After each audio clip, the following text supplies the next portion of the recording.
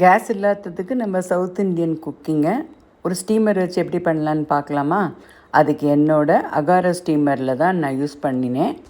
அதில் இருக்கிற பெரிய steam basket and air vent இருக்கிற பெரிய glass lid, power base 360 degrees, உள்ளே இருக்கிற stainless steel kettle with 2 level marker, power control adjustable, தவிர அதில் ஒரு பேஸ்கெட் உண்டு, எக் பாய்லரும் உண்டு.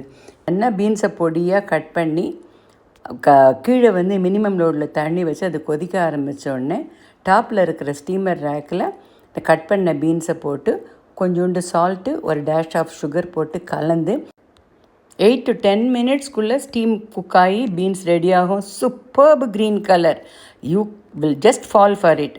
அதை ஆற வச்சுட்டு வாட்டர் செக் பண்ணணும். லெவல் எப்படியும் குறைஞ்சிருக்கும் தண்ணி. அதை டாப் பண்ணிவிட்டு ஊற வச்ச பருப்பை கரகரன்னு ரொம்ப நைஸால் லைட்டாக கரகரன்னு மிளகா வத்தல், உப்பு, பெருங்காயம் போட்டு அரைச்சி இதே ஸ்டீமர் ரேக்கில் நம்ம யூஸ்வலாக பண்ணுற மாதிரியே வாழை இலையை லைன் பண்ணி 2 டீஸ்பூன் எண்ணெய் விட்டு 8 to 10 minutes அதை ஸ்டீம் பண்ணி எடுத்து நல்லா ஆறின உடனே மிக்சியில் போட்டு பல்ஸ் மோடில் அதை கிரேட் பண்ணி ஏற்கனவே வெந்த பீன்ஸையும் இந்த பருப்பூசிலியோட கிரேட் பண்ணதையும் கலந்தோம்னா சூப்பரான பருப்பூசிலி ரெடி. அரைச்ச பருப்பை ஸ்டீம் பண்ணும்போது 2 டீஸ்பூன் எண்ணெய் விட்டதுனால சீசனிங் வேணுங்கிற அவசியம் இல்லை. ஆனால் சீசனிங் பண்ணினா அட்டகாசமாக இருக்கும். இந்த மாதிரி ஒரு ப்ரோட்டீன் லோடட் வெஜிடபிளை நம்மளால் ஈஸியாக பண்ண முடியும். கேஸ் இருந்தால் என்ன, இல்லைன்னா என்ன.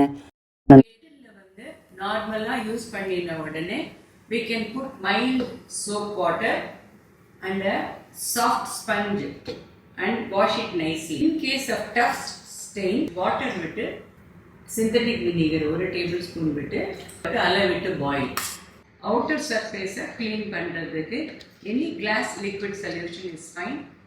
நல்ல பேப்பர் டிஷ்யூவால் இல்லை மைக்ரோஃபைபர் கிளாத்தால் க்ளீனாக தொடச்சி வச்சோன்னா இந்த அவுட்டர் சர்ஃபேஸ் எப்போவுமே க்ளீனாக ஷைனிங்காக இருக்கும். முடித்த உடனே வார்ம் வாட்டரில், ரன்னிங் வாட்டரில் if you wash R soak it in warm water and then use a brush to remove. This glass, it needs a warm soapy water to wash and needs to be again washed under running water and used mild soap.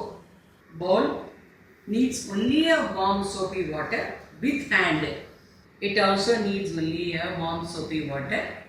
இப்படி wash பண்ணாதான் என்றைக்கும் புத்தம் புதுசாக இருக்கும்.